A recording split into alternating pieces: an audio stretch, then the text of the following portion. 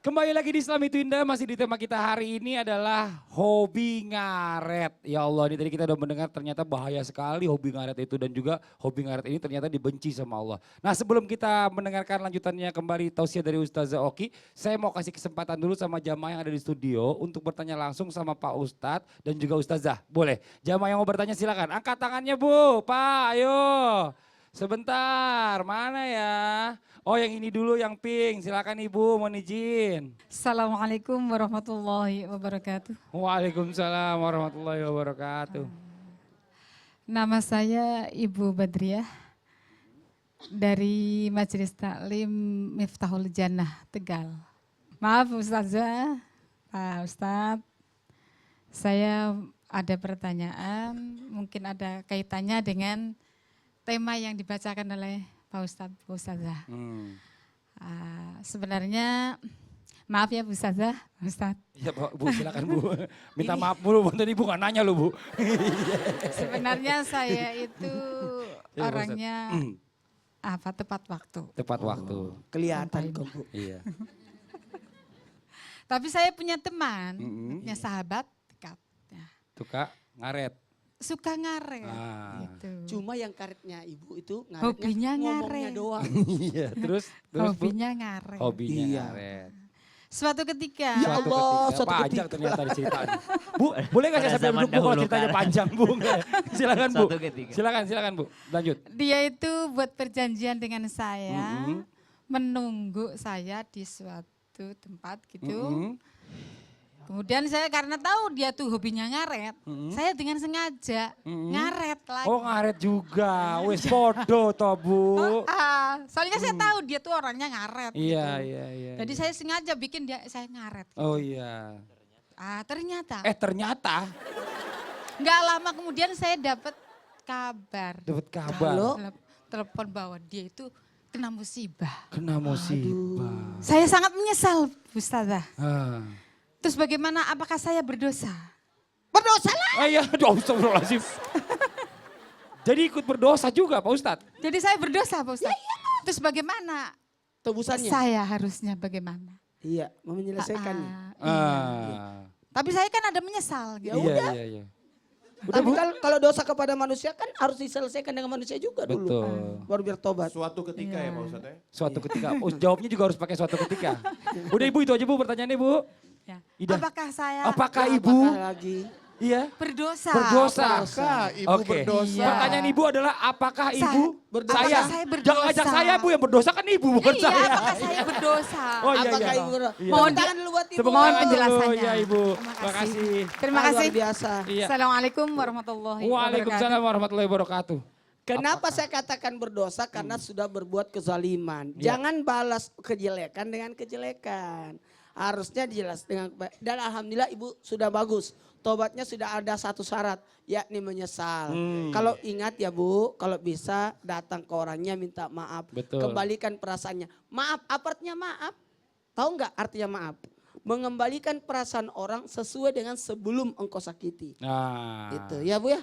Silakan Ustaz Soki. Ayo Ustaz Oki. Ngaret itu sebenarnya nggak jauh beda sama bohong, dalam artian kalau orang sudah ngaret berkali-kali dan orang sudah tahu, seluruh orang sudah tahu dia adalah orang yang ngaret, akibatnya nggak dipercayai oleh orang. Begitu juga dengan bohong. Orang bohong berkali-kali, sekalinya dia berkata jujur, nggak akan ada orang yang percaya sama orang tersebut. Itulah efek dari orang-orang yang ngaret dan orang-orang yang tukang bohong. Tapi kalau di kasus ibu tadi, termasuk hak seorang muslim adalah ketika orang yang sakit, kemudian dijenguk. Ibu minta maaf tuh di situ nanti. Iya. gitu. Ustaz Syam, mau ditambahkan silakan. Berdosanya si ibu karena dia sudah suuzon sama temennya ini. Iya. Bukan karena dia ikutan ngaret. Karena Betul. bisa jadi ikutan ngaret ini karena mau memberi pelajaran kepada temennya. Betul. Tapi ternyata salah. Dia terkena musibah bukan karena ibu. Itu Iya. terkena musibah karena Allah. Dosanya ibu karena suuzon sama temennya. Oh Masya Allah. Ibu jelas Ibu ya. Alhamdulillah Bu, pertanyaan luar saya biasa nih. ada pengalaman. Cerita. Apa tuh? Gimana Pak Ini Ustaz? cerita pengalaman pribadi Ustaz. Sebentar. Pengalaman. Ustaz pengalamannya mau sekarang? Itu gimana? Iya. Oke. Aku kan orangnya tepat waktu. Iya benar. 1,5 jam sebelumnya saya sudah ada di lokasi. Kadang-kala aku sembunyi di mobil. Kok sembunyi? Pernah kalau rapat aku pertemuan di janjian di tempat orang, aku nunggu di mobil. Nunggu yang punya rumah udah datang. Udah nungguin pas baru keluar. Ustaz dari tadi? Iya. Tapi saya tahu Ustadz kenapa nunggu di mobil. Kenapa? Takut dimintain foto. Enggak gitu, Ustadz mau foto. Bercanda, Ibu-ibu, bercanda. kalau mau foto sama Ustadz setelah acara ini silakan Bu, boleh. Silakan, Bu. Satu-satu dikasih sama Ustadz. Ustadz Satu-satu orangnya boleh, baik. Bu. Iya, saya mau kasih kesempatan lagi dulu yuk. Sebelum kita lanjutkan lagi dengan tausiah Ustazah Oki. Silakan, Ayo, Ibu. siapa lagi yang mau bertanya boleh silakan angkat tangannya ayo. Ayo, silakan. Yang di depan sini lah. Oh, yang di depan Ya, boleh Ibu, ayo mau kasihan. izin yang depan silakan. Maju Bu. Silakan Bu. Silakan, Boleh Bu. berdiri, maju ke depan? Iya.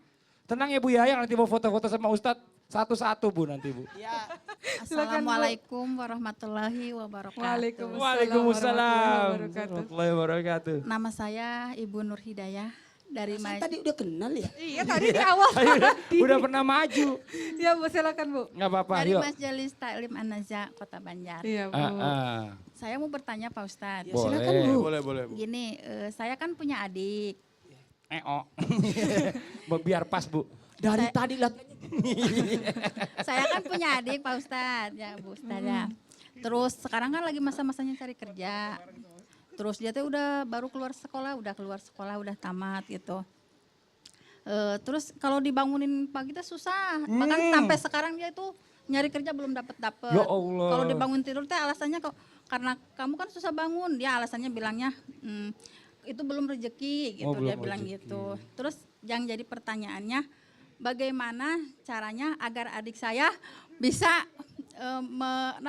Menghargai waktu. menghargai waktu. Gitu. Itu aja Bu Iya, pertanyaannya Bu. terima kasih. Terima kasih banyak Ibu, tepuk tangan dulu dong. Terima kasih Ibu. Ibu masih mau berdiri di sini atau mau duduk?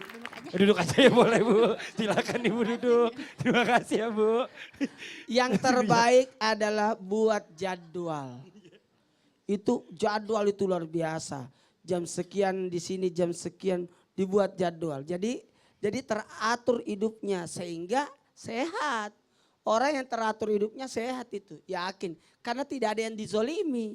Baik itu tubuhnya, baik itu apanya. Mandi ada jamnya, bangun ada. Siapa yang siapa yang telat bangun pagi itu hilang rezekinya itu. Nauzubillah. Karena pembagian rezeki itu malaikat Mikail diperintahkan untuk bagi rezeki di pagi hari.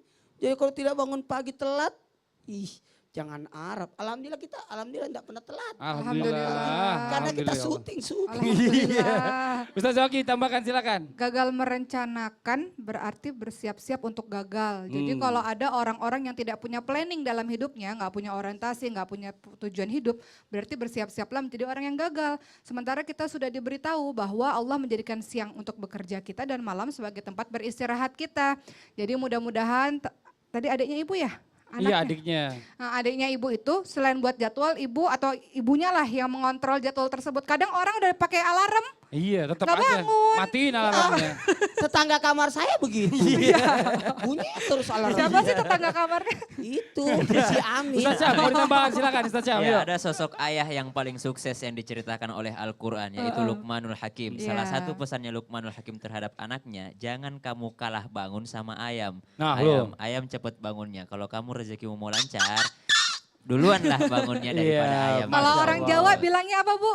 Nanti rezekimu dipatok ayam. Nah. Ayamnya pasti Eh, Kalau tolong, saya- ini ayam siapa yang lepas ya? Tolong. Kalau saya yang bangunin ayam. Oh, iya. Ayam bangun. Oh, Ustazah, ini boleh kita mendengarkan lagi lanjutkan tausiah dari Ustazah Oki tentang bagaimana nih sekarang caranya supaya ngaret itu tidak menjadi kebiasaan. Silakan Ustazah Oki, mohon izin waktunya. Baik. Bagaimanakah cara supaya ngaret itu tidak menjadi kebiasaan? Kalau kita sambungkan dulu dengan kebiasaan sholat, Rasulullah SAW bersabda, ada seorang pemuda yang bertanya kepada Rasul, apa amalan yang paling dicintai oleh Allah wahai Rasul? Maka Rasul menjawab, yang pertama adalah sholat tepat pada waktunya. Kedua adalah berbuat baik, berbakti kepada kedua orang tua. Ketiga, jihad fisabilillah. Lihat, birrul walidain, berbuat baik kepada orang tua itu kedudukannya sangat tinggi di dalam Al-Quran. Begitu juga jihad fisabilillah, jihad di jalannya Allah. Tapi kenapa yang nomor satu amalan yang paling dicintai oleh Allah adalah sholat tepat pada waktunya? Karena ini sulit dilakukan. Kenapa? Karena ini butuh yang namanya pembiasaan.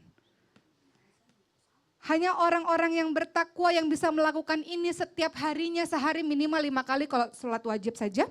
Butuh pembiasaan, gak semua orang bisa untuk sholat tepat pada waktunya. Maka cara supaya gak ngaret adalah dengan pembiasaan. Kebiasaannya dirubah. Yang mana kebiasaan dirubah ini sulit sekali kalau tidak ada niat yang kuat. Dan dukungan dari orang-orang sekitar, betul gak Bu? Janji sama orang, ntar deh. Niatnya gak kuat, gak sungguh-sungguh. Tapi kalau dia membulatkan tekad, dia niat untuk berubah ditambah dengan orang-orang sekitar senantiasa mengingatinya, maka insya Allah itu akan membantunya untuk merubah kebiasaan buruknya menjadi sebuah kebiasaan baik, yaitu tidak ngaret lagi. Betul nggak Bu? Kebiasaan yang harus dirubah, ingat Rasulullah SAW telah berpesan kepada kita, hati-hati dengan dua hal. Apa itu? Waktu lapang dan waktu sehat, nikmat lapang dan nikmat sehat. Betapa banyak orang yang punya waktu lapang tapi kemudian tidak dipergunakan dengan baik. Ngaret, tidurnya banyak gitu ya, mainnya banyak gitu.